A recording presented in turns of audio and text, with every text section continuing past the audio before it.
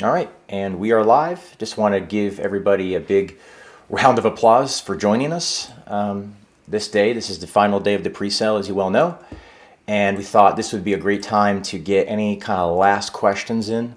We have a list here of questions that people have submitted, and we're going to definitely be going through that, as well as just talking. Before the live stream started, we were just sort of chatting back and forth about Gaxis, and I thought this is a really great conversation to potentially get on the live stream so it doesn't get missed. There's some goodies to being here live. We'll have a conversations prior to actually being live on YouTube. So if you're able to make it when we are actually live, oftentimes we'll have some extra conversation going on ahead of time that you might find beneficial. Dan, was there anything, you were mentioning just before we started that you need to have a group or an individual, or in your case, a group of individuals who are experienced enough to navigate different markets when markets are up, when markets are down. Has this market crashing in crypto and equities and commodities and things like that, and just kind of the uncertainty of inflation, all that, has that negatively impacted Gaxis operations or not really? No, not. I mean, volatility for us is key. To it comes hand in hand with the performance, okay, of a portfolio. Obviously, in any portfolio, when you're heading into potentially a recession, or if the market's bearish, it's going to it's going to take some toll, yeah, on the portfolio. Obviously, in certain sectors, the key to that is simply hedging. Yeah, so hedging the portfolio, and obviously getting in front of the downturn. So with the HFT services, for instance, obviously everybody knows about shorting and longing positions, and obviously you can make money on both sides of the market. So that doesn't really get affected by the fact that the market has kind of taken a bit of a turn at the minute. If anything, it's a good thing for the ride back up. Which I do want to make a point of saying that I think that I personally don't believe we're heading, into a horrendous, collapse or recession. A lot of people, I believe, out there, that they love the hype, and obviously they put a very, very negative twist, okay, on the majority of kind of forecasts. I think that the reversal will come sooner rather than later, personally, especially in the crypto market, because right now, anybody looking at anything in crypto, I think you're genuinely getting a discount. Yeah, that's my opinion on anything right now. And you've heard that, it's a bit of a cheesy saying, but, people say more millionaires than ever are made in a recession. I mean, just so you know that obviously the facts, but there is fact behind that. Yeah, the reason is because you're buying in to whatever it may be, securities, derivatives, property, whatever, at a discount primarily. So obviously there's more room there for growth. Let me ask this question. A lot of people have said this kind of, I know you've been in crypto for a number of years, that this is saying that this time is different. And people used to say, well, this time is different for the bull market. A lot of people are saying this time is different for the bear market because they are stating the macro environment is to such a degree that we can't expect to have sort of a uptrend or a bull market like we've had previously. Any truth to that, in your opinion? I know you deal with a lot of money on a daily basis. Does the macro environment, in your opinion, play a significant role moving forward? Yeah, sure it does. I don't think that I mean, it sounded like the question that you had positioned to you was sort of more of a negative. Yes. I don't believe that it's having or going to take a negative, make a negative effect, sorry, on any of the decisions that we've got outlined. I mean, we've got a clear, concise plan, of action that we've, basically implemented, okay, GAT season, and collectively between, a number of teams. Obviously, that plan of action will hopefully lead us, through whatever the market may be, whether it's, a recession that we're looking at, or whether, this is the reversal and we're looking at a bullish move back up. But the key is just obviously acting quickly and making sure that you have liquidity. Yeah. to act quickly. I mean, a lot of people that suffer from recessions and from bearish markets is because what they do is they tend to sit on their hands, and catch like a falling knife, Yes. really. Yes. Because obviously, you wait for your portfolio to keep going down, and then obviously you don't have liquid capital, you see, to then put in to take advantage of the growth back up. So that's the key. The key is obviously being able to act quickly. Okay, restructuring your portfolio, and then obviously taking advantage of the opportunities that are then presented when they're at their in their lowest form. Yeah. But it's easier said than done, obviously. Well, I would say that's why the majority of us crypto people need like a wealth manager trading in and out of like blue chip equities, for example, because that's what they do. They're the professionals at doing that. And us sort of retail folks, I myself included in that, anytime emotions enter the picture, that's when you're in trouble, right? It's the emotions on the way up, the emotions on the way down. Having professionals that know markets, that don't act on emotion, having professionals who know these markets and also have algorithms and all these sorts of weapons in their arsenal is actually really the way I think we in this space, in the blockchain space, myself included, can really take the wealth factor to sort of the next level with that. So, yeah. Anything you want to say on that? No, I would agree ultimately with that statement. Yeah, so I'm going to go into, but before we go into anything, I just wanted to give a shout out to Crypto Airy. If you guys don't know who Crypto Airy is, go and check her out on YouTube as well as Twitter. She did a interview with Dan and myself the other night, and she posted that. And I just want to give her a big thank you for taking the time to research the project. She's probably the most well-respected researcher in the crypto XRP sort of space in the community. So having her support, if anybody would see something wrong, I know it would be her. So I just wanted to give a big shout out to her and thanks for her time in joining us.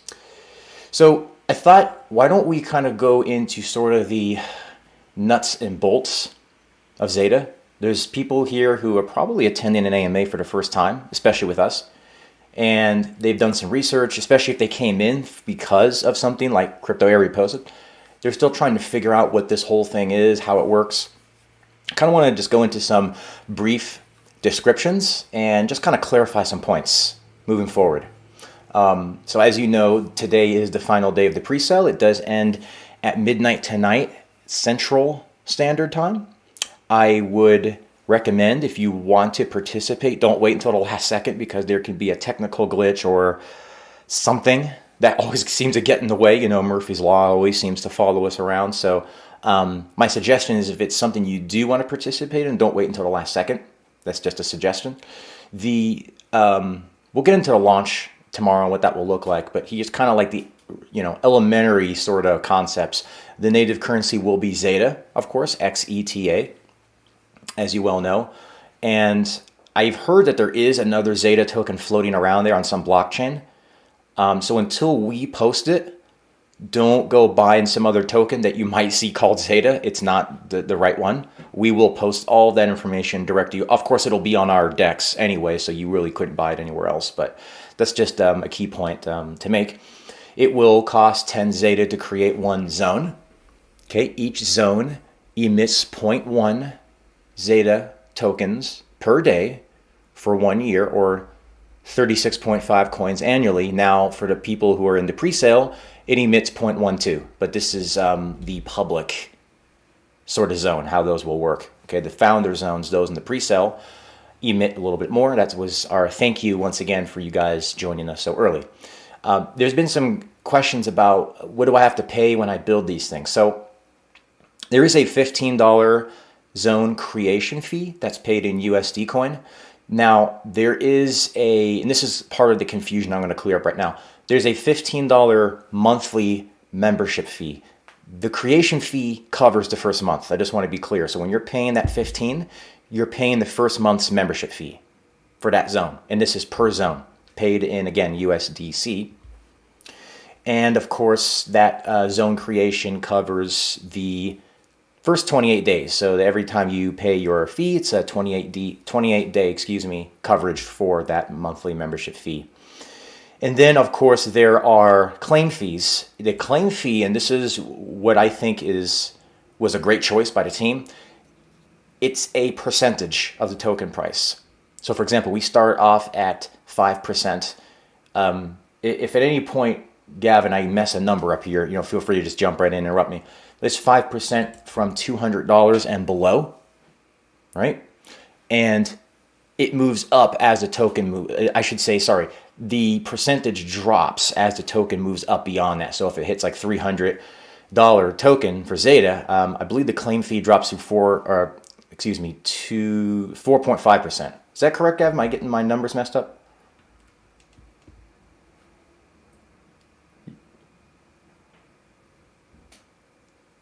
Not sure if Gavin's with us. Can't hear you if you're talking. I am the master at muting myself to be polite. Am I messing up? Yes. Yeah, your numbers are accurate. And just so everyone knows, there's going to be a document shared by Tarek showing everybody what that ratio looks like. It'll be in the new updated white paper. And sort of the goal behind that was, as the coin gets healthier and as our project maturates, we are taking a smaller percentage via claim fees in order to feed back into the system. And so as the coin gets empowered, we don't have to take as much from our members in order to feed back into the system. So that's the intention behind the depreciating percentage coming out. So as the coin gets better, we don't have to charge as much. Right.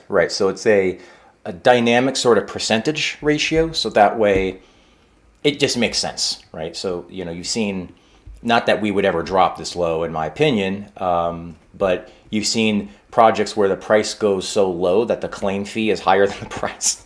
It literally doesn't make sense anymore. So, we have no intention of going low. It's just that having a sort of percentage ratio based on the token price kind of makes the most sense for us. So that will be in the updated white paper. So the white paper that you guys know, sort of more of a pre-sale white paper. After we launch, I don't know, within probably a few days, if not sooner, we'll have an updated white paper, and we'll be more in the nitty-gritty details of the, as Gavin mentioned, the ratio of the percentage for claim fees. It'll go more into the financial services, the investments, the buybacks, all of that type of stuff will be in the new version of the white paper. That'll be more of like a version 1 public launch sort of white paper itself, so that'll be a little more updated. So Gavin, let me ask a question. I'll pitch kind of like this next section to you, if you will. What does it mean to be a member of Zeta? Like, kind of, break it down for me. Let's say I'm coming in, I'm a Zetarian now. Like, what does that mean exactly? Kind of break it down for me. Certainly. So we've underlined our ethos stack in the white paper, but I'll walk through it real quick. One is integrity. So the idea behind having certain members of our operations team being doxed and having our names out there and putting our professional profiles out there is to make sure that there's no running away. There's no hiding behind obfuscation and pseudonyms. We made our contracts. We redacted the items that we had to, but we made all of our contracts public, and you can see the names associated with that. We believe that if you do anything, you should be willing to put your name on it because it represents the vocational aptitude of what we built throughout our entire careers. Transparency, that word gets thrown around a lot, and I know we've talked about it. We've discussed it at length in previous AMAs. There's an element of visibility that comes into play when you're being a steward of somebody else's funds.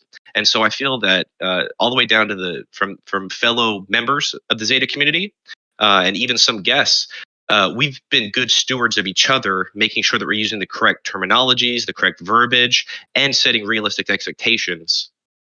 This is what we intend to do. This is how we intend to do it.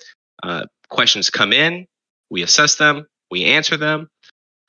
Transparency and visibility at the end of the day is all about making sure that when we say we're going to do something and we say that we are going to do it a certain way, that once we have done it, we go back and say, this is how we did it. If there's a better way we could have done it, we'll readdress it at another time. Sustainability, all of our numbers and maths for the most part have been made public. We've kept a few things to ourselves, and that was out of respect and a request from one of our team members. The idea behind that is because there's just certain internal processes that don't have to be made public. But the idea is that the amount of coins that we've emitted, how we manipulate those coins, how they are treated by our users, how they are moved by our smart contract, all of that is made public. All the numbers have been double checked by some community members that are even better at math than I am. And the idea is that so far we've been able to prove that pending the growth matrix, our sustainability numbers change, but we always have a way to make sure that what we commit to in one stage of the project can be fulfilled when we move to the next stage of the project. Follow through. That goes back to what I had mentioned before, which is once we've said we are going to do something and then we've executed upon it, we go back to the community and say, this is what we did. How do you feel about it? We so far have found that through this pre-sale, the two-way communication has been invaluable. And ultimately, that's what's allowed us to bring this to market much sooner than we thought we could. And that's the bridge between DeFi and TradFi. Fortunately, because of our pre-sale members, and I don't want anyone to sell themselves short, it's not just the fact that you got into this project and trusted us before the dashboard was even out. It's the fact that you've been able to share your thoughts, your concerns, and even the certain utilities that we've advertised. You've showed us where we should expend our resources, and so we've been able to bring this to market a little bit easier because we've been able to focus on the elements that we feel are going to have the most value to the people whose dollars are being stewards of. Well, and then also it's really cool because it's a cool name and the shirts look great. Difficult to follow that up. Yeah, I was going to say one of the last points you made is, to me, one of the greatest tragedies is when a project is on its way up and they forget who got them there, right? They forget that it was the people that got them there. And it sort of becomes a game of, how do we make this successful and us successful? But, the community, they get what they get when they get it kind of thing, right? So that's why being able to raise the awareness and the community that we've managed to raise in this market, maybe one of the worst markets, definitely the worst I've seen, maybe the worst in several years, I think is a testimony to what the project is. It's a testimony to how hard the team has worked, and it's a testimony to really you, because I think this community is becoming much smarter. And I've always said I feel like the community can run projects better than the people, the founders running projects. And it's also a testament to the research, I think, capability that the community has now after, unfortunately, getting hurt by projects. So, and also, I believe I did mention this as well. After we go live, at some point, we will have the automatic ability for you to get the whitelist role in the Discord. That role basically means you purchased during the pre-sale. The reason that matters is because you get a role with a separate channel. It gives you kind of closer access to us, but I'm also going to want to get on monthly calls with those people. Just say, hey, this is what we're doing. This is what we're working on. What do you think? Tell me what you think. What would you do? And suggestions that are made are taken seriously. So right now, that's a manual process. Anybody who has purchased just needs to DM one of our mods, and they'll get you the whitelist role. After we go live, there'll be some sort of automated ability to do that moving forward, because you were here early, so why should you not have a voice? That's the way I look at it. So just kind of some other points to make as far as where to find information. So I'm new here. Where do I go? What do I do? What do I look at? In the Discord, obviously, if you're listening and watching on YouTube, maybe or maybe not, you're in the Discord. Not sure if you're in the Discord here. Obviously, you're already in here, but the Discord is kind of a central hub for a lot of information. We have agreements in here. We have contracts. It's also on their website as well. And this is part of going back to what Gavin was mentioning about the transparency part. If contracts exist, if partnerships are there, and if investments are real, you should be able to show the legal contracts. That's what I've always said. That's what I believe, especially when the community played a part in those happening. If you were giving money as a community member and your money was used to make an investment, you should be shown the contract. So that's what we've done. Contracts are available here in the Discord under documents, of course, also on the website. And when we launch the dashboard, Zeta data, will host all of those documents as well for you to see. And we got a lot more documents coming. just so you know. And that's in addition to the quarterly financial reports, or audits, I should say, by KPMG, PricewaterhouseCoopers, the biggest names, on planet Earth that do financial audits and run financial services. The FAQ is available in the Discord. I'm actually going to be updating the FAQ and kind of reorganizing it. There's different categories for the FAQ in there, you'll notice. And it becomes a little cluttered. So what I'm going to do is probably create individual threads underneath the FAQ, and then the main FAQ channel will just direct you to the threads. One thread could be about Gaxis FAQ, and the other thread could be maybe about sustainability FAQ. Another can be about financial services. So it's very clean, and if you're looking for specific questions on specific categories, it's a very easy way to sort of organize it. So that should be updated probably in the next, I'm going to say next week or so, if not sooner than that. Of course, our moderators are doing a phenomenal job. If you don't know them, please get to know them. They're in here, of course, now.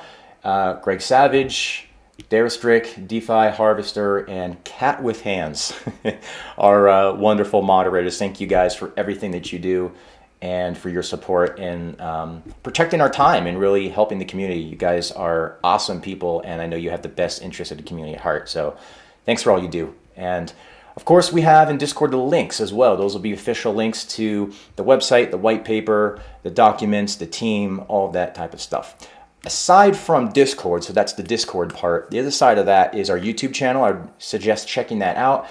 You can see, if you're in the Discord, on the left, there is a category called Socials, and then there's a channel under there called Zeta YouTube. You can also just go on YouTube and search for Zeta Capital. I did that earlier, and our channel is the first channel that comes up.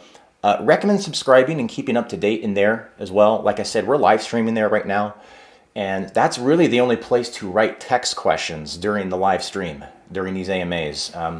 We're not going back and reading the general chat or anything like that, because the questions that are asked prior to, we want to give people sort of order of importance, because they did get their questions in advance. So on the YouTube channel, if you were to ask a question, we might just answer that in addition. So that's a great place to go hang out as well. There's a lot of content in there where you can learn about the project as well. Of course, the website. Currently, it's presale.zetacapital.com. When we launch, obviously, the pre-sale part will be removed. But, go and read the website, read it over, read the white paper. And I always say it's important that you know what you own. So, a business mentor once told me, if you can be woken up out of a dead sleep at 3 o'clock in the morning and somebody says, "Quick, tell me what Zeta Capital is," and you can tell them, you know what you own. Of course, he didn't use Zeta Capital, but the point is, please know what it is you are putting money into if you are putting money into it. And finally, a great place is our Twitter. That's going to be a very sort of brief update on what's going on. On Twitter, you're a little bit limited with your character space. So, that is more succinct and kind of to the point. But it will be sort of a copy of what's in Discord. So a lot of people don't like Discord. They hate it. And I can't even say I totally blame you if you do. So, a lot of projects, they put things in Discord and that's it. It's never on their Twitter. It's never on their YouTube. So I intend to make sure that all of the relevant and really important things you need to know that are put into the Discord are also updated on the Twitter account. So you don't feel like you have to join Discord and you have to play in this weird software that doesn't make any sense for people. So I'd recommend Zeta Capital on Twitter. Go ahead and follow there as well. And I'll also continue updating the Medium articles as well. I got one article in there. Things have just been really, really, really busy. So I do intend on getting some more articles out for Medium as well as other social media platforms down the road. I think these are the main ones, though, that we'll probably have for the time being. I'd like to pitch it back to Dan. So just really briefly, kind of go over some things with Gaxis. Who Gaxis is, the financial services, our insurance, which is in of itself, guarantees and insurance is very unique because there is a lot of capital that was put up for that. Dan, why don't you tell us a little bit, who's Gaxis for the people watching this, listening to this, or they keep hearing Gaxis. Who's Gaxis? Gaxis is a Swiss regulated wealth and asset management firm. Okay. It was founded in 2007. We've moved into almost every corner of the financial sector and market as a whole. We have, over the last 5 years, really kind of developed some innovative trading bots and consoles, okay, which are patented and owned by Gaxes. We have a, astronomically large property portfolio. The sort of caliber of team members, okay, I say team members because of the crypto space. Really, the word is colleagues from a traditional finance standpoint. The sort of caliber of colleagues that we have around us over the last 3 years, especially some of the newer team members that we've brought in, have really brought a new lease of life, okay, to a lot of kind of the way that we would attack a portfolio, and the diverse range of options that have been brought to the table just through connections and networks that we've brought into the company, okay, on a partnership basis. So, obviously, from a Gaxi standpoint as well, I just want to cover a couple of other things. So I spoke to a few investors, maybe some of you guys are listening directly, in relation to the Zeta project. And a lot of people have said, why are Gaxi getting involved? So the origin of that sort of partnership started when I actually had a meeting in our London offices in Mayfair. And a colleague of mine was speaking with some of the core team members of Zeta. And my ears pricked up in relation to the project because I am an advocate for crypto, okay? As I think Showtime expressed, I've been in the market for 5 or 6 years. Not from a management, or a financial chief fund manager position, in crypto at all. And I don't claim to be a tokenomics master or, even have a deep understanding of some of the structured products that are out there. And I think that's genuinely because obviously the whole market's embryotic, really. Okay, if you look at any market, it takes time to educate yourself. Yep. On the market conditions and the sort of the way the market reacts, okay, to inflation rates and obviously, as you said, macroeconomics. So this conversation was interesting to me because obviously I have an interest in sort of new ideas and new concepts, and I actually didn't know about the passive income model, okay, that was out there in the crypto space. I'd never even seen any of the projects online. And I started to do a bit of research after that. And from that research, we came to the simple kind of position that every single one of these projects, and I mean every single one of them, looks like they use the exact same template to display their company or their website. Yeah, which is basically a huge text stamped as soon as you visit the website of the ROI. I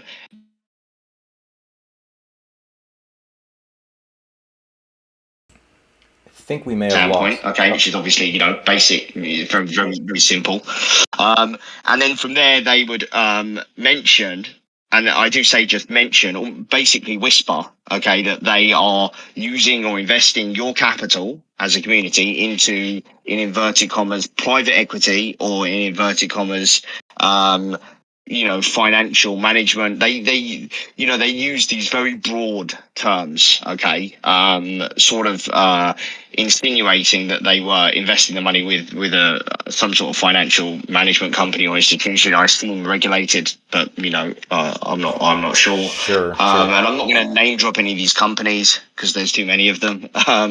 But basically, the websites showed zero transparency. Okay, so zero information. Now, I started to ask myself, obviously, it might sound bad, but I'm not putting all the blame on these companies and these projects, because if you as an investor were to look at investing in anything, you would assume the investor would do some sort of due diligence, on the company or the investment that they're making.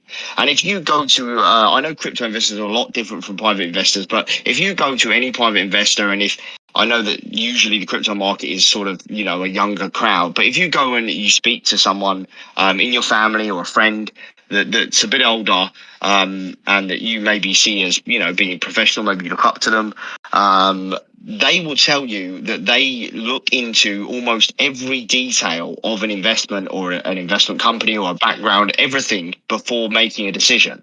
Yeah. Now, if you offered a private traditional investor, a high return, that would immediately cause red flags. But with the crypto market, it's complete opposite. You know, you had a high return, and the you know, the project ends up raising 100 million.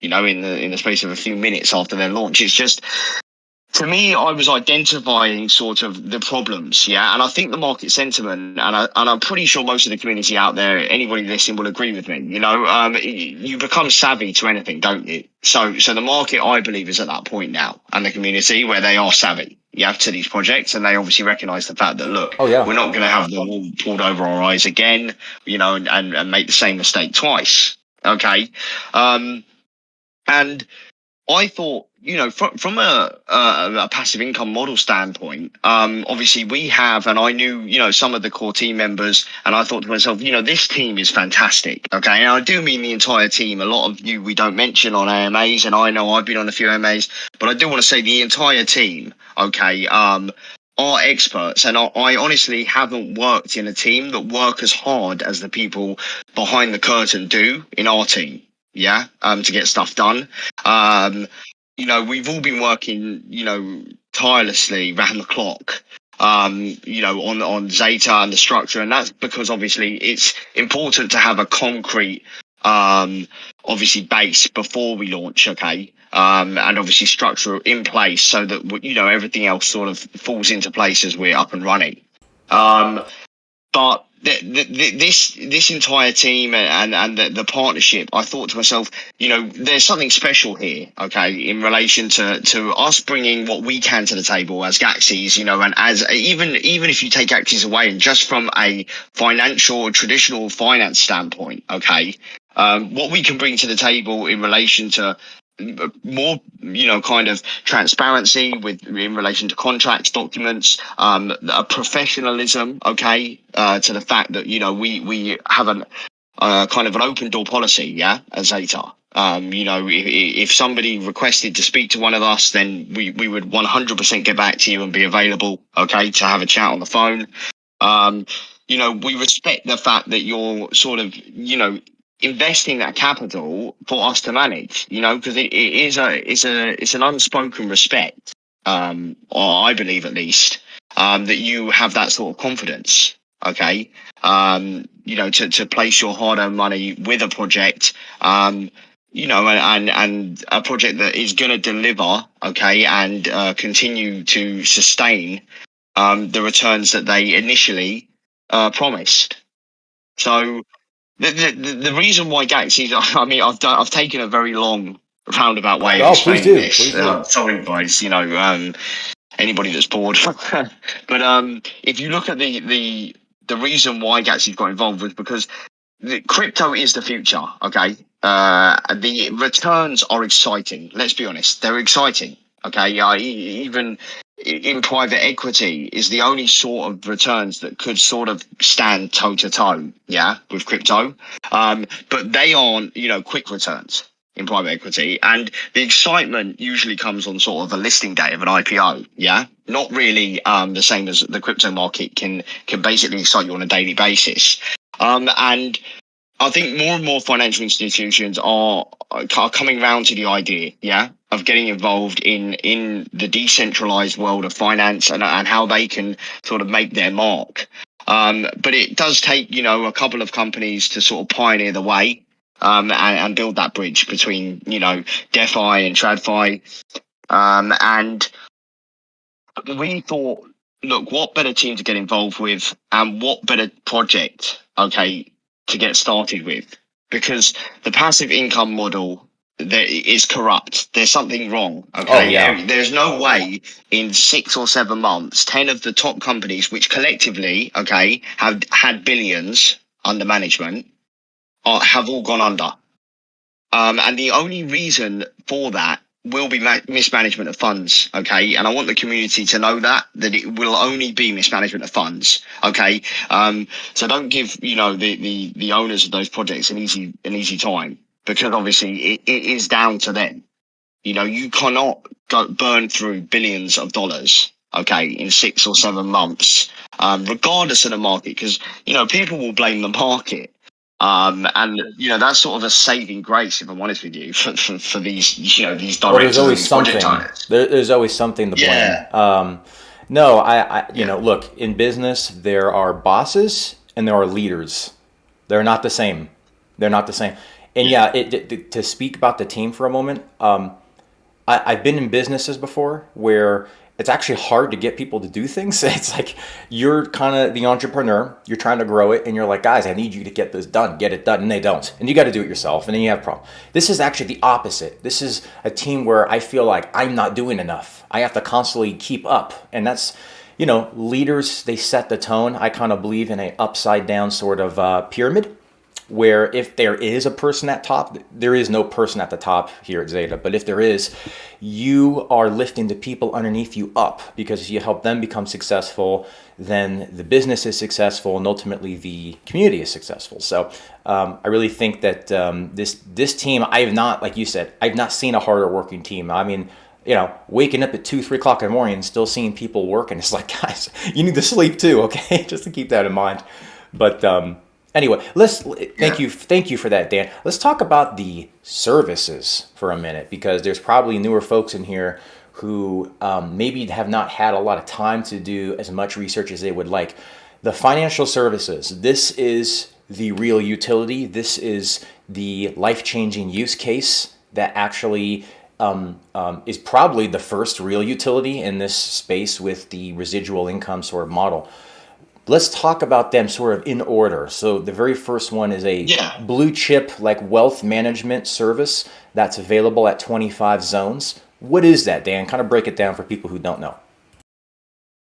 So, if you go to a family office or an independent financial advisor, then even with a bank, you'll have a stocks and shares ISA.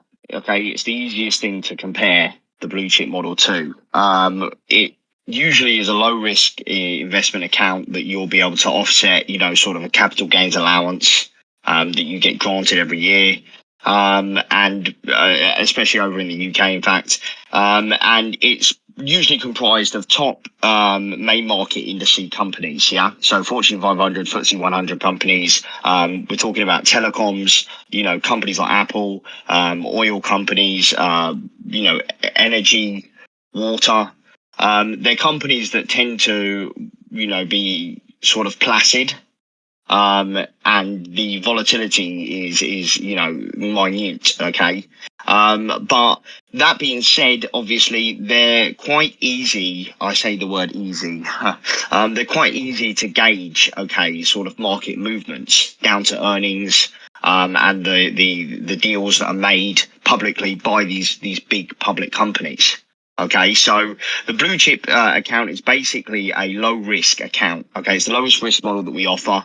That account will be actively traded. Okay, it's not like spread betting or a day trading account. It's you're buying real shares in every company on the open market. But I say traded by sort of a bi-weekly, monthly basis. That portfolio will be readjusted to bank profit and obviously identify opportunity for companies that are maybe under market value that month, maybe 2-3 points below the traditional price that they should be trading at, basically. And that sort of account will produce anywhere from kind of 17%. Okay. Actually, maybe a bit lower than that. Forecast would be sort of between 5 and 17%, I think. Okay. And that's is that monthly or annually or what? No, so that would be a annual basis.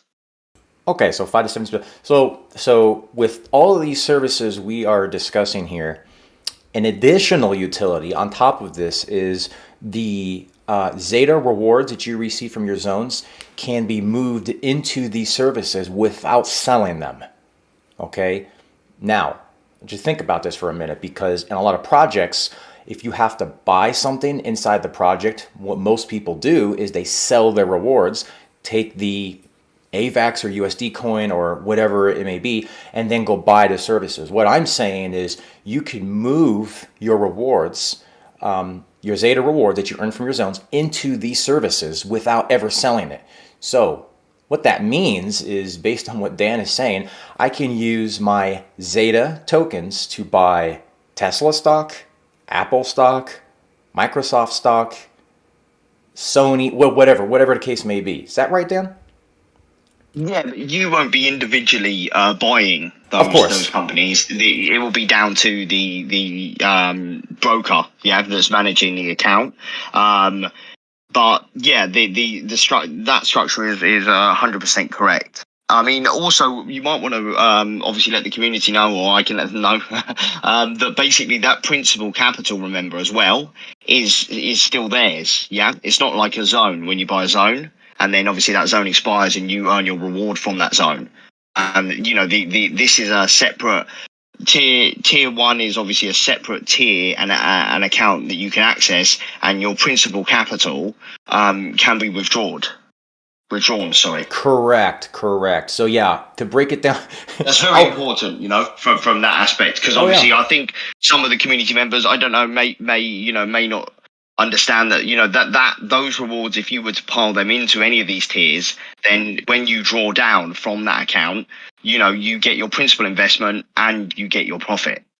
Yeah, so I'll be the UN interpreter for the crypto people. Yeah, I think that's best. Yeah. We've got to have an interpreter for the traditional finance to the decentralized finance. So what Dan is basically saying is, with your zone, when you build your zone, you put your 10 Zeta tokens in. Those tokens, you don't get them back. You now have to accumulate enough to get your ROI.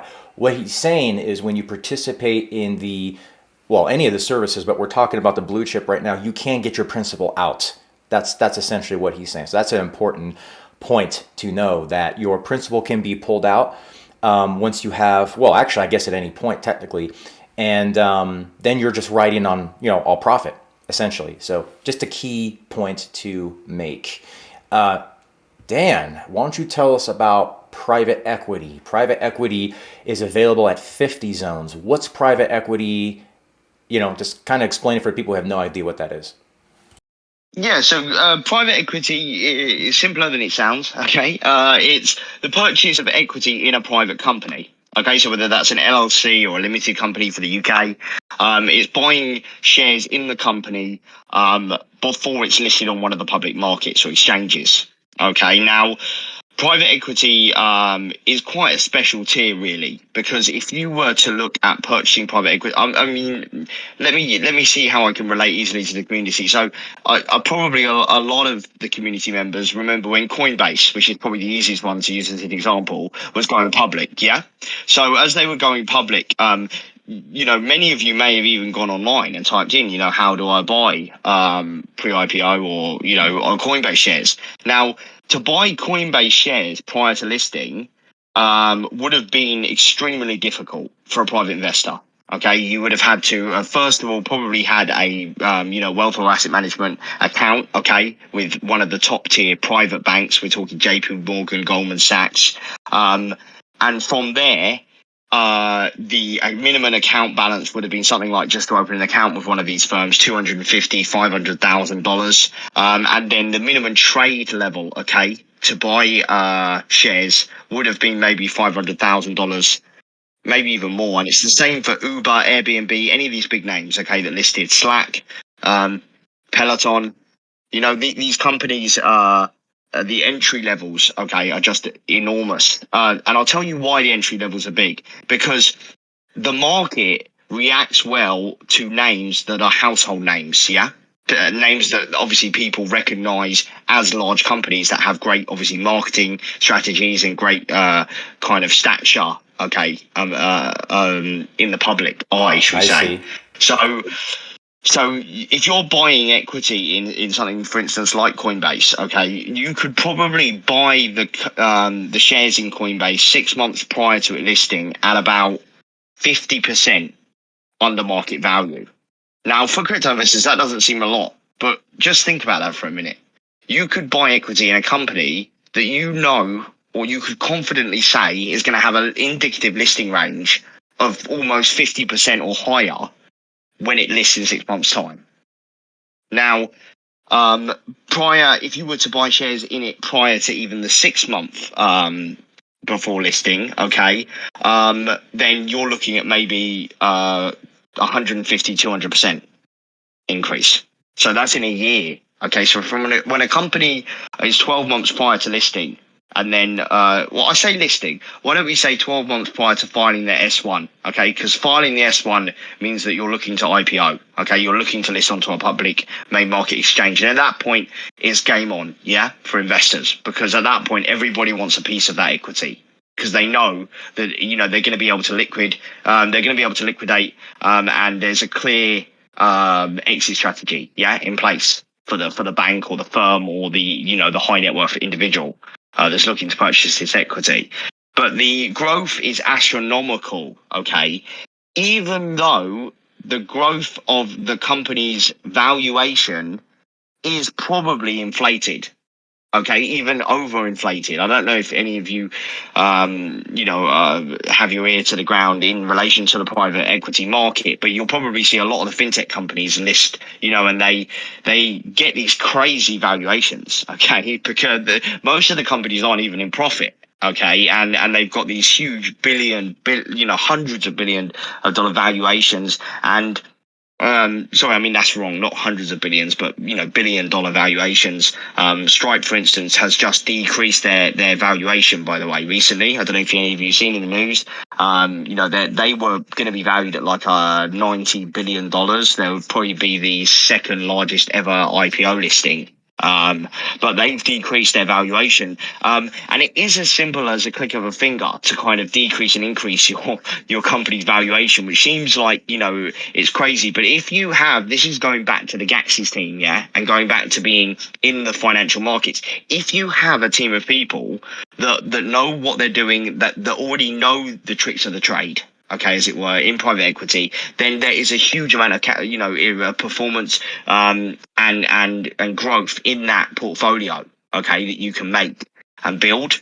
So for 50 zones, yeah, that unlocks the private equity fund, should we say, and access to the fund. And that fund growth forecast on average is around 300% a year, okay?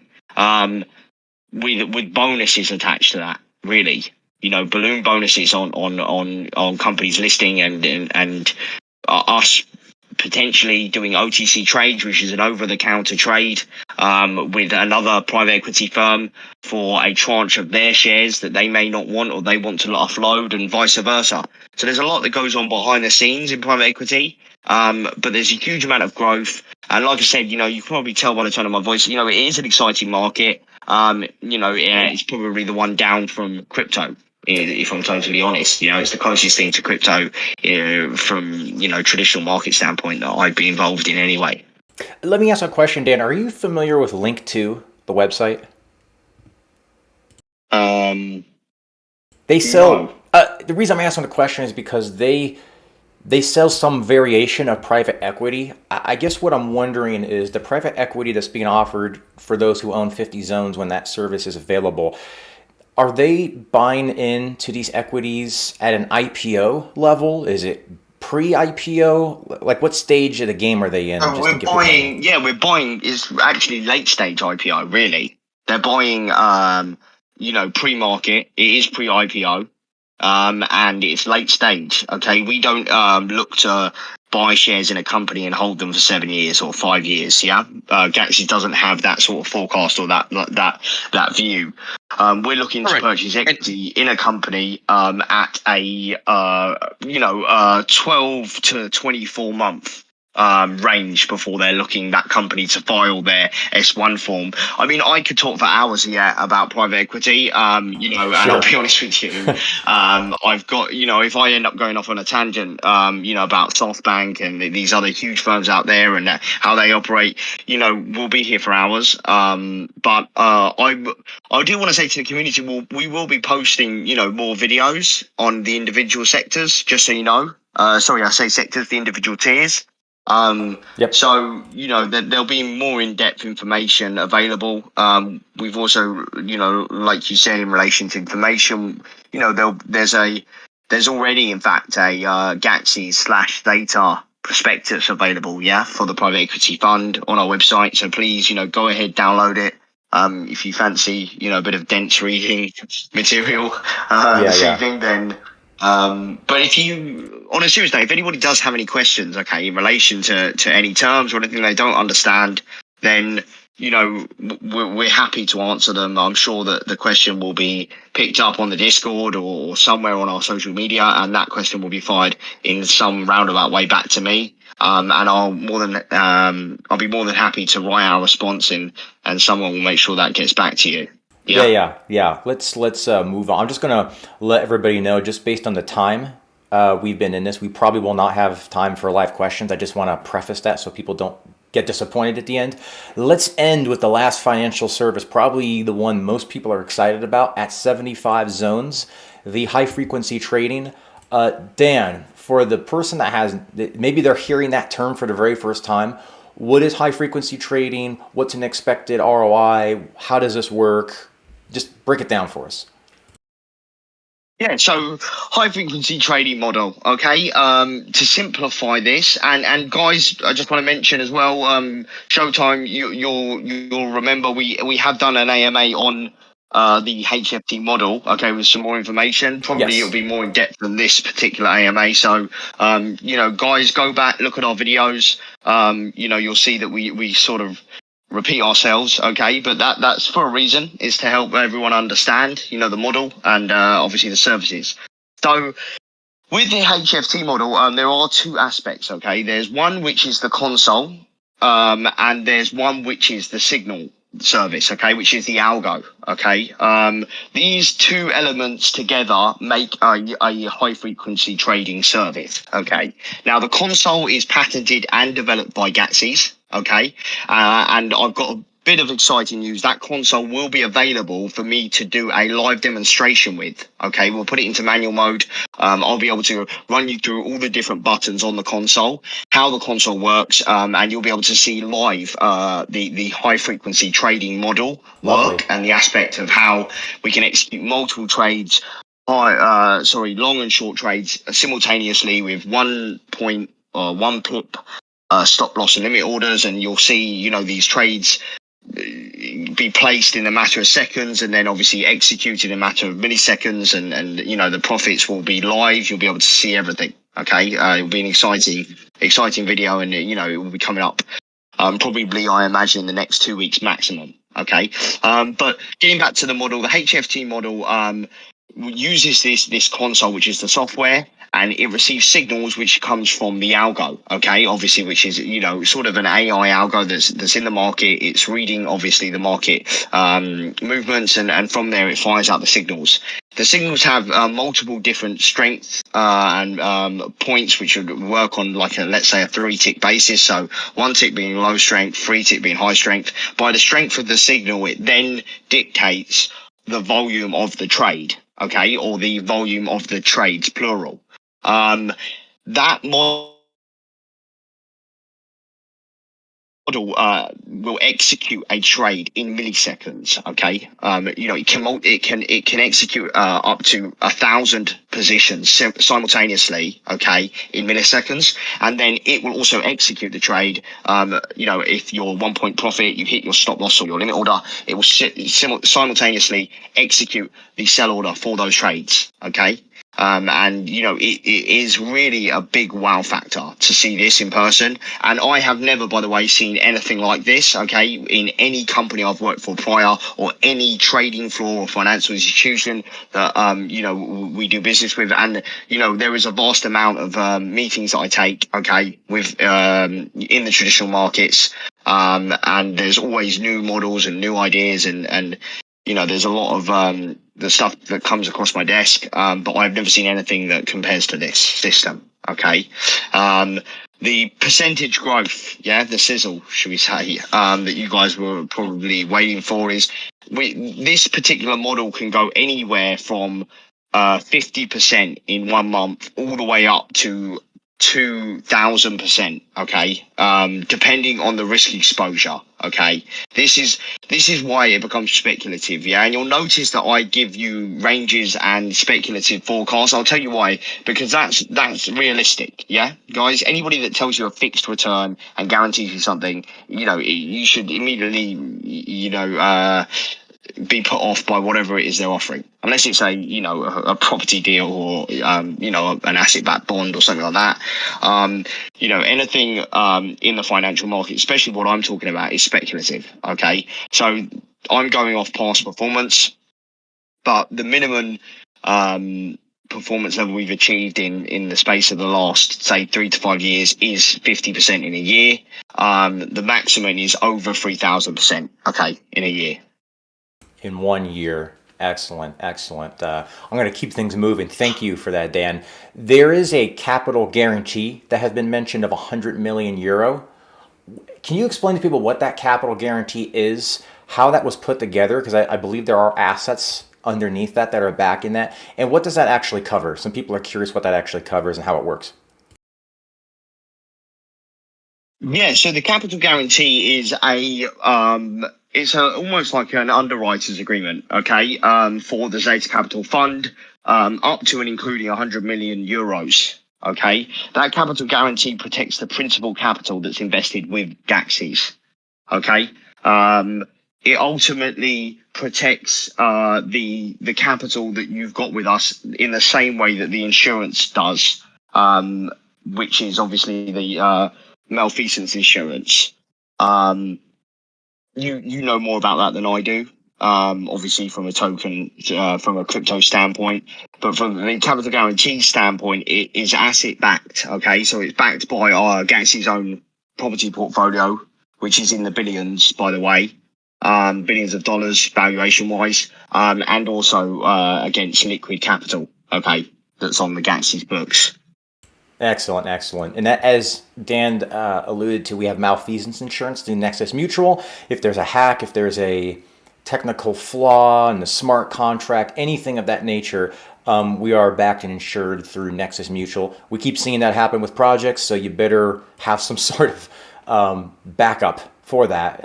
We don't expect that to happen, of course, nobody does, but we have that in place. And all these guarantees and insurances will be increased, by the way, over time after we launch, so they're not just sitting at one level. Dan, thanks for filling us in on that. Really appreciate that. That was great information. And I'm going to pitch this over to Gavin.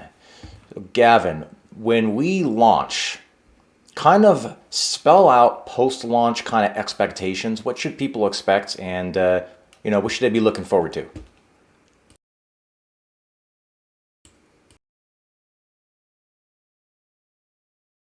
Hello. Sorry about that, Showtime. I was having an issue with my microphone. I was over in the TG. Well, that's a great question. We've had a lot of folks speculating, and so we've announced that we will be unleashing these utilities within the first 90 days of launch. So what that means is that from now till then, as has been alluded to, what is going to keep people from wanting to just sell and dump the token? Well, fortunately, this goes back to the mathematics that go behind the tokens, the emissions rates, the growth models. One of the reasons we went with this model was its ability to aggregate funds. Again, there's a barrier to entry to get in a GAXIS account. You or I traditionally could not get one, but now we have access because we've been able to crowdsource. Well, there has to be a clever like there has to be a methodology behind how we aggregate these funds and redistribute them out. That's why we adopted this coin model.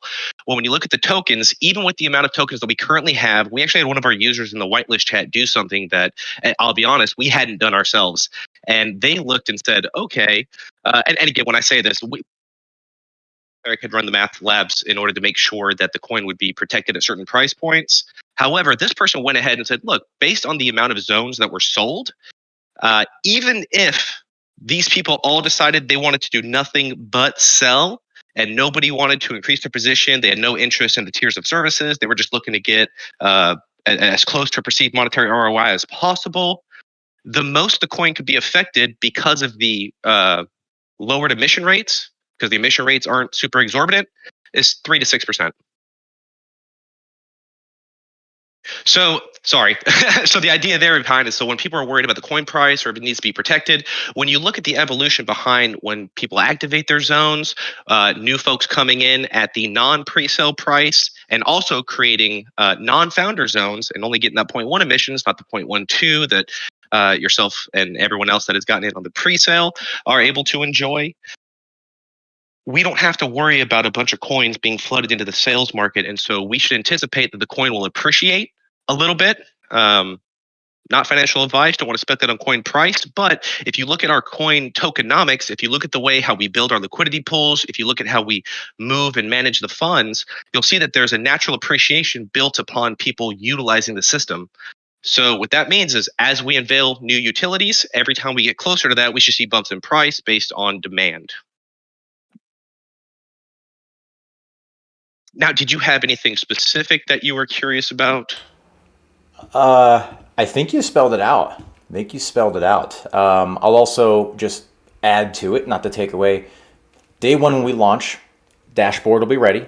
I think some of you have seen screenshots of what the dashboard looks like, and it will be ready when we launch. That will house obviously your zones. It will house the accelerators, which we'll get into in a moment, and as well as show all of the documentation in one place. It will show the Zeta Capital Fund, which is the profitability of the investments. All of that stuff will be in one place, one central sort of hub and location. You could track things. You could do all sorts of just really cool stuff in there. That will be available day one. You'll be able to track everything. How do you like that? So there's been some conversations about defending price points. What does that look like? It's difficult to predict what the market is going to do when you launch, right? It would be conjecture at best for me to say, nobody's going to sell. It's just going to be nothing but buy pressure. Or no, everybody's going to sell. It's going to be nothing but sell pressure. Either side of that conversation is just speculation, and I don't like giving answers based on just pure speculation. What I could tell you is we are committed to defending a $100 price point. It doesn't mean we would not defend a higher one, but to give you a number before we're launched and before we have anything out in the wild in public other than a $100 token would be, it would put me in the wrong position to do that, just because there's just way too many variables to be able to make that kind of determination. There is some questions about what that is. So right now I'm telling you that the committing is to $100 to defend with buybacks and whatnot, as we've discussed. So we had a a member of our team that said something that we sort of chuckled at in good faith, because you have a lot of projects out here that don't get their math right, or they get their math wrong because of a slip digit or something that completely messes the project up. And so there was a conversation that, hey, you put 10 tokens in to buy a zone, you get 36.5 tokens out. Math matters. That's from our buddy Chris, who's in here. You see Zeta Chris. He said math matters. So he said, hey, let's just mention that to the people. It's kind of a funny little statement. And funny from the perspective of, you would think getting the math right would be just sort of a common sense sort of thing. Fortunately, it's not really common, but that's just kind of a quick little fun point to point out. What's next on the agenda for Zeta? I want to kick it over to Gavin to talk about the accelerators briefly, and then we'll move on to a couple other points, and we'll be wrapping up here shortly. Certainly. So we Gavin, just to interject quickly. I'm thinking back on my previous ramble, should we say. Apologise, guys. It was a bit late over here in the UK. And yeah, I've been looking at numbers all day, as you can imagine. Also, I don't know if anybody's been looking at the news, but it's extremely hot, okay, at the minute. So when we spoke about earlier to do with the blue chip account service, okay, I just wanted to touch back on that point that I was talking about the forecast being between 5 and 17%, okay. That figure's wrong. It's 5 to 17% is actually the average performance per trade executed on the blue chip account. Okay, so that's the average performance that's achieved per trade on the account. But that trade may take 1 day, it may be 1 quarter, so it might be 2 or 3 months. But then the average performance per month is between 2 to 3%. Okay, per month. Obviously, ultimately giving an annual forecast. Okay, of sort of, I think conservatively, if we say between 20 and 30% per annum. That does change the math a little bit. So it's per trade, not per annual annum. Okay. Thank you for clarifying that, Dan. It's actually higher than what I quoted. Yeah, but I just wanted to clarify that because otherwise it will bug me later. Oh, no problem. No problem. And by the way, the video that Dan was mentioning that goes into these services in depth is the one before this on our YouTube channel. So you'll see July 20th AMA. It's the one before that says financial services and tiers. If you really want to hear the nitty gritty just on those 3 services, that's the video he was referring to. Gavin, please go ahead and let us know the accelerators and what are these? Certainly. So accelerators are the way that people can reinvest their Zeta rewards into, I'll be frank, it's a way for people to sort of take a little bit of the system into their own hands. So we know that people have different risk and reward levels. When we were designing this system, we wanted it to fit as many people as possible. And so we went with the numbers that we went with because we felt that it was sustainable. The math worked. There was room for growth, as you saw with us announcing the founder zones increase. However, I had ideas to go in different areas. Tarek had ideas. Everyone on the team had thoughts about how we could make it more advantageous for people with this, that, or the third sort of risk profile. And then one of us came up with the idea of why don't we just put it in the members' hands? And so what we did was we give people the ability to either exacerbate their zone life in order to increase the amount of coins they're emitted. Now, of course, they could sell this, like we said, or they could save it, they could reinvest it. The idea is that it reduces the time, it sort of reduces the risk profile because you're getting the coins that you were promised at the beginning at a sooner date. Okay, so it's something that allows people to kind of get their coins quicker.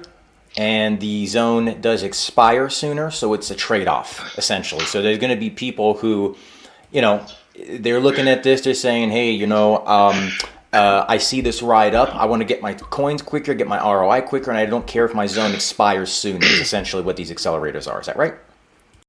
Yes, and I apologize. I don't want to do a disservice to this, but we are on a tight time crunch, and I was hoping to get to some of the Zetarian members' questions. So I apologize. I don't want to gloss over this, but we could almost do an entire 3-hour AMA just on this system by itself. We've made the accelerator infographic public in the whitelist. So if you are one of our original Zetarians, you've already looked at it. We've had members. I believe shout out to the member Ray. They did a graph and an actual ROI comparison between the different levels. We did it based on emissions. We did it based on your ability to compound, and then we also did it based on the ways that it reduces the amount of times you have to claim, which then allows you to pay fewer fees, which is also another one of the advantages of the accelerators. Sorry about that. I just wanted to say I don't want to do it a disservice because there's so much information there. If anybody heard me just gloss over it really quickly, they would say, well, dang, that was almost a 2-page document. The idea is that our intention is to allow people to be able to be in control of their own zone destiny. And so if you feel that you would rather have those coins, you put up 10, we promise you 36.5. If you feel that you want to get those coins sooner rather than later, for whatever reason, again, if you're looking to take them out of our ecosystem, if you're looking to just create more zones because you're trying to unlock tiers and then you plan to use those profits to set yourself up, again, we might have Prima, video game guides coming out soon. I'm looking forward to seeing what the community comes up with. But that was the intention behind this. There really is no gotcha. Of course, it's great for the ecosystem when a person uses their tokens to use one of our utilities. Of course, it's always great. But this is good for the members. There's a lot of people that when we play tested these, they enjoyed the fact that they were to get from point A to point Z, point A to point B much quicker than they thought. So a lot of you have asked me, and I've tried not to give too much advice, mostly because we have more to unveil.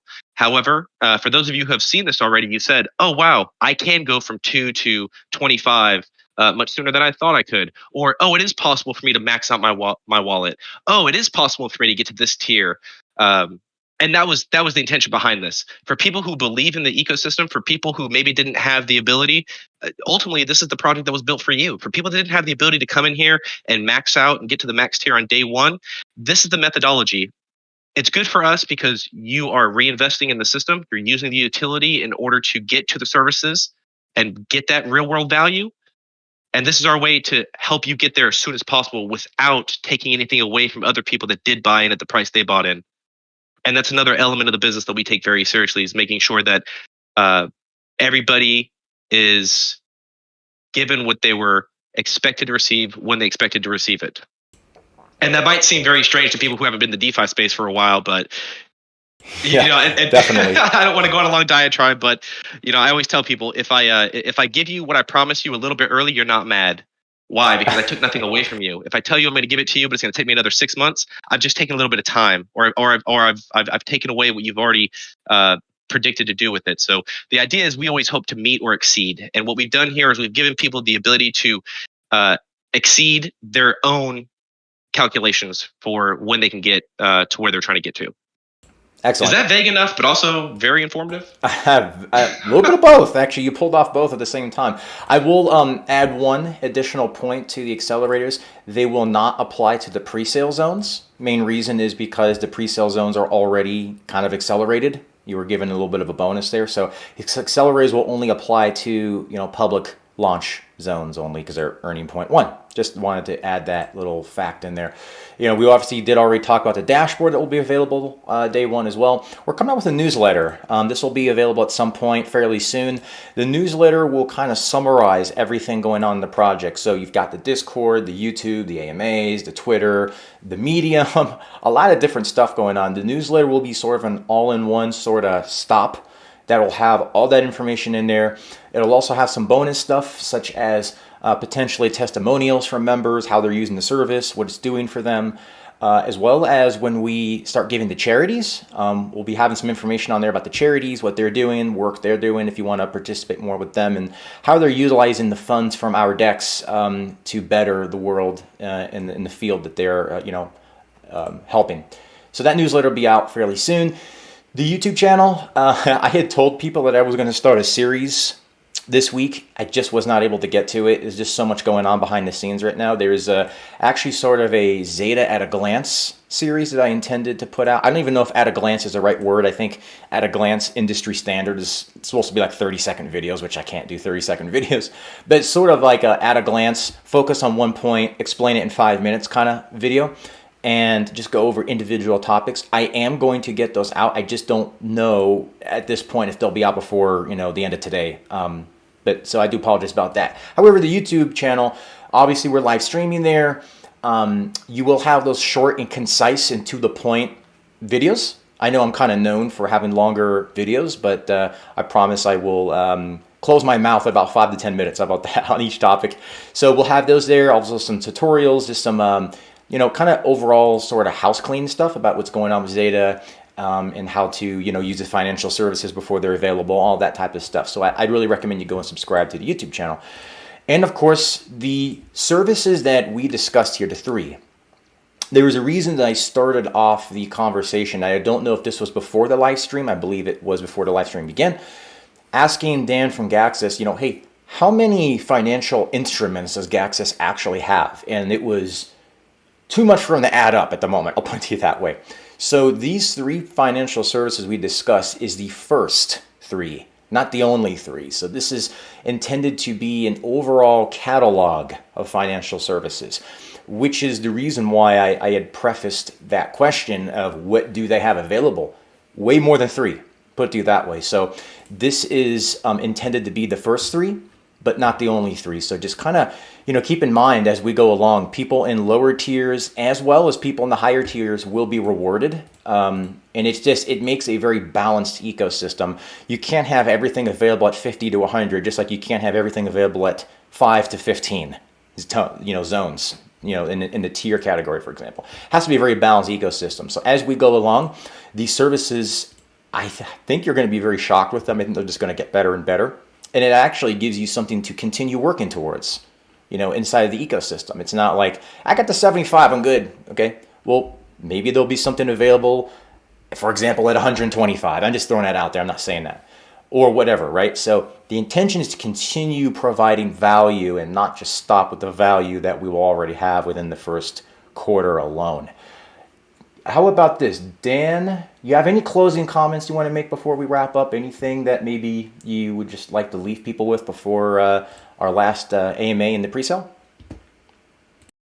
The only comment or comments that I'd like to end with is that the difference between Zeta Capital, okay, the main difference I see, and every other crypto project before us, and even probably right now in the market, okay, competing against us, is sustainability. We will sustain the model that we've created, and I think I touched earlier on the point that I said that I looked at, the top 10 projects. 8 of the projects were dead in the space of like 7 months. We'll still be here, yeah, over the next 12 months, the next 2 years. Obviously there'll be more models, I imagine, Showtime, that evolve, from this Zeta model that we've produced. And yeah, we're looking to build a really strong foundation with the community, because I see the value in the community and the power that the community, these crypto communities in general, have, okay, when it comes to raising capital. And then obviously just making sure that they get, a aggressive rate, because that's what they're used to, and a fair rate. So, I'm looking forward to the start of this, guys. I look at this as the start, the launch. And yeah, thanks to everyone that's got involved really so far. And, if there's any questions or anything like that we can help with, we will do. Thank you, Dan. Gavin, you have any closing thoughts, any mysteries of the universe you want to share with us as we end this? 42. Thank you, everybody. On behalf of the entire team, thank you for the trust you put into us, and we are looking forward to launching tomorrow and setting a new standard. Thank you. Short and sweet. I love it. Thank you all for being here. I guess my closing thoughts is, in a space that has been so beaten up, you guys deserve an even better project than this, if I could be honest with you. If we could build something even better, that's the intention here, right? But I think, this is certainly something that really helps a community during a time where the community is at its potentially lowest point. And it helps a community at a time where, projects have made certain promises, have not been able to fulfill those promises. And really, it really hasn't changed a lot of people's lives for the better, if I may say so. And the intention here is to really deliver something of use and something that can benefit your life, and to circumvent certain things, such as the requirements to be a client of Gaxis. And I think I mentioned what those requirements are. Where the big boys play. I mean, these are where the big boys play. This is not where the average Joe like myself and, probably I would say most of you tuning in play. I mean, this is an arena that I didn't even know much about, to be honest, prior to really having discussions with Gaxis, that things like this actually existed. In a kind of the top tier of traditional financial services. And I think, intention behind blockchain distributed ledger technology, it is the future. I think we all know that. It's just that it's unfortunate that it's been used for scammers and for people who maybe they didn't intend to scam, but have no clue what they're doing, aren't entrepreneurs, don't have the right team, don't know how to make money. And that's really the key point. I've always said, if you make money, you have options. If you don't make money, you have one option, and that's to go straight to zero, and then everybody gets hurt. So, the intention here is to launch with a proven track record and to launch with people like a Gaxis, for example. We also have like Launchpool and Alphabet and other partnerships as well that can go out and create real value on-chain and off-chain, but deliver that using the future of blockchain as well as distributed ledger technology. So as a friendly reminder, the pre-sale does end 11:59 p.m. tonight, Central Standard Time. Some people have asked, will we be able to build zones right at midnight? No, it's going to be sometime tomorrow if all goes well. There's just some heavy lifting that has to be done, and I will let you guys know that most of the people over here don't have a whole lot of sleep under their belt lately, so just try to be a little patient with us, and we will be launching, Lord willing, sometime tomorrow. So I want to thank everybody for joining us. Feel free to continue asking your questions in the Discord, and until next time, thanks a lot for tuning in.